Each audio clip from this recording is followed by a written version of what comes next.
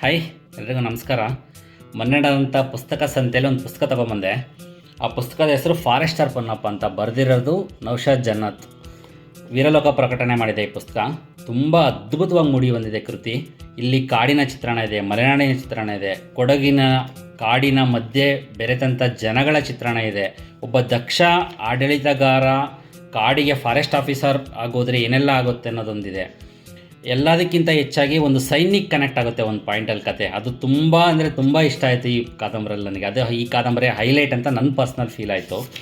ಜೊತೆಗೆ ಇಲ್ಲಿ ಕೊನೆ ಪುಟದಲ್ಲಿ ಕಾದಂಬರಿಯಲ್ಲಿ ಬಳಸಿದಂಥ ಪದಗಳ ವಿವರಣೆ ಕೊಟ್ಟಿದ್ದಾರೆ. ಇದು ಕನೆಕ್ಟ್ ಆಗೋಕ್ಕೆ ತುಂಬ ಈಸಿ ಆಗುತ್ತೆ ಆ್ಯಕ್ಚುಲಿ.